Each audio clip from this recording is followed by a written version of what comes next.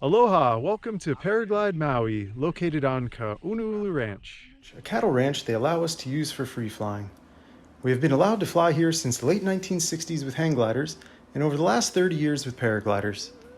Our location is on the protected lee side of the 10,023-foot tall Mount Haleakala. This location protects us from the trade winds, which allows us to paraglide over 300 days a year in the morning when the winds are calm. We'll be meeting at our landing zone just before the Alai'i Kula Lavender Farm. The parking area is at 3,500 feet. It's a little cold in the mornings and it feels windy when we're flying, so we recommend wearing some long pants and a long sleeve. Also some type of shoes that won't fall off. You can bring your phone, water, hats, and any personal belongings that you can either put in your harness or send down in the van.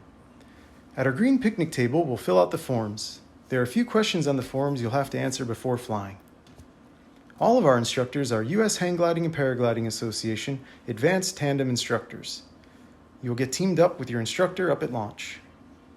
In your instructor's harness is a backup parachute. It's big enough for both of you. All he has to do is pull the handle and throw it. We've done over 20 years of tandem flying here and we have never needed it. It's nice to know it's there just in case. We're going to go head up in our van. It takes about 20 minutes to drive up. We take off at 4,500 feet from our Echoes launch and 6,500 feet from our Ferns launch, over a mile above the ocean. We land right back where we parked at 3,500 feet.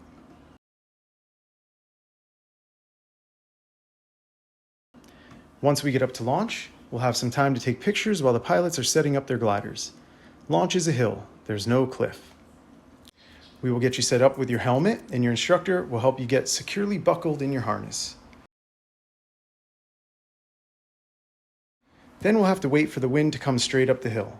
Once it does, we'll go. What we need from you is to start with a fast walk or jog for 2 seconds. What's happening is the wing is being pulled up behind us. You'll feel it holding you back, so do your best to move forward. Then the resistance will go away and we'll get faster and faster and really run. Keep running for 4 or 5 more seconds. The faster you run, the more you'll feel yourself getting lifted. When you feel yourself getting lifted, keep running. Even if you're in the air, keep running because you might touch back down. So run till we tell you to stop. Make sure when the harness is lifting you, do not sit down or jump. Don't lean forward too much either, just a normal run. If you do sit down, we may fall and you will pull the instructor down with you, resulting in a failed launch, and we'll have to start again. This won't happen if you keep running and follow your instructor's directions.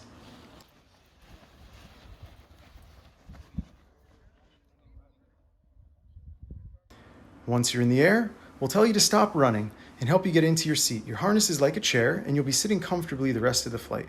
At that point, we just don't want you to reach above your head to grab anything because that's where the controls are. Now you're sitting comfortably in a bucket seat with your knees up, looking out at the horizon. You'll be able to take your phone out, take some pictures and videos.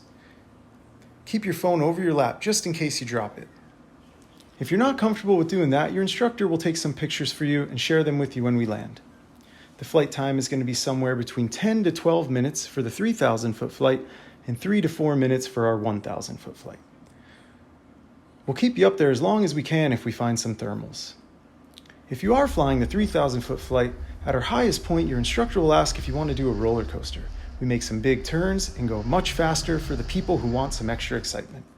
If you tend to get motion sick, you might not want to do the roller coaster. When we come in to land, sometimes we land on our feet and sometimes we just slide in on our butts. It's up to the instructor and the landing is relatively easy. Now it's time to go paragliding. Let's fly away.